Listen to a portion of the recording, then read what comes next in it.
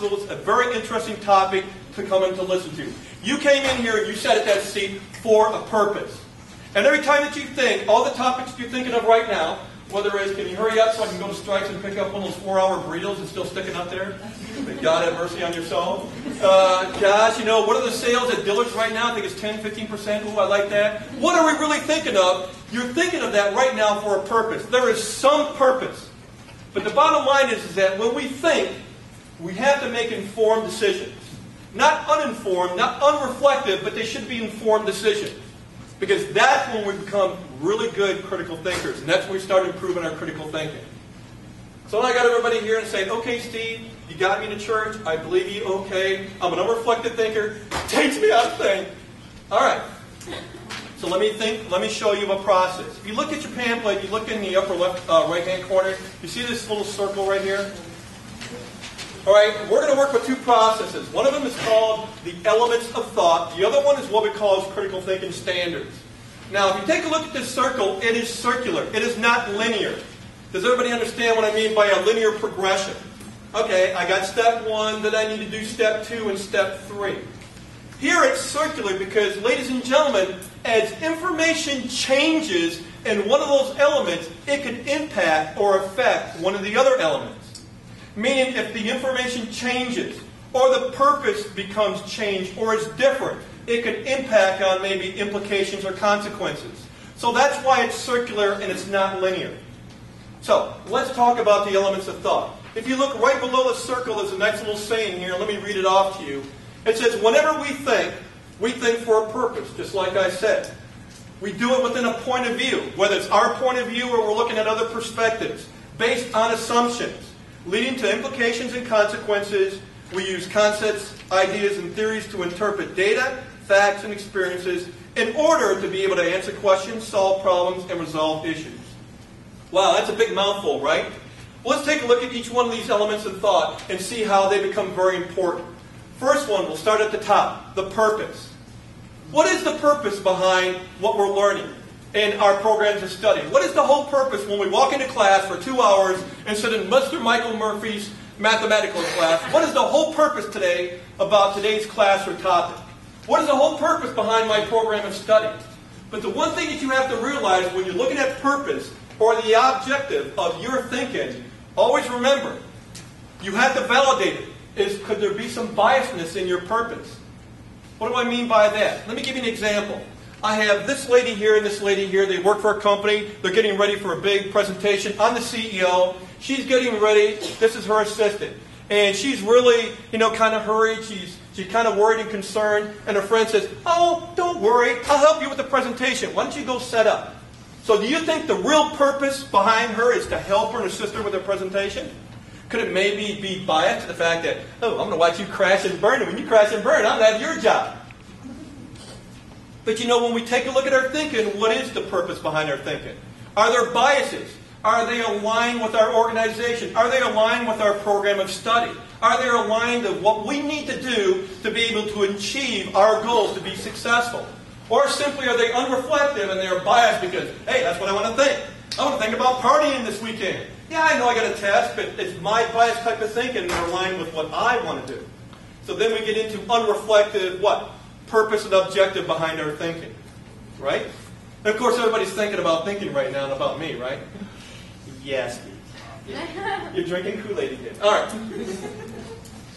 The next one is about questions. Questions at issue. Ladies and gentlemen, if I could tell you the most important element that you can use is questions. Now, ladies and gentlemen, here I am to say, we are guilty. What do I mean by that? Well, like this. We're guilty of you not being able to ask questions.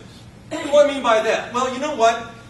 It's kind of humorous, but this is my thesis. When you have children and they're being raised, from the time that they come out until about 5 years old, we teach you two things. You know what they are? Hey, let's walk and talk, right? Come on, goo goo gaga, baby, daddy, mommy. And then the old saying goes, it's from age 6 to age 18, we teach you two other things. Sit down, shut up. We get into kindergarten. You get into kindergarten. Okay, boys and girls, sit down, be quiet. Middle school, it gets a little bit more, right? Sit down, shut up. Shut up! And then, of course, in high school, okay, boys and girls, sit down. Come on, be quiet. Shut up! And then, of course, you get into college, and all of a sudden you get a faculty member up there and saying, hey, can you tell me or can you compare aggregate supply and demand as it impacts on the economy of the United States and China? And all of a sudden I get this.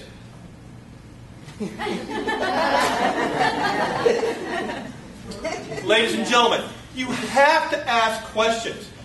Here, let me give you another example. Come on, let's do this. All right? This is Channel 4. Anybody ever watch Channel 4? You know, television, get away from VH1 and all those idiot reality shows, okay?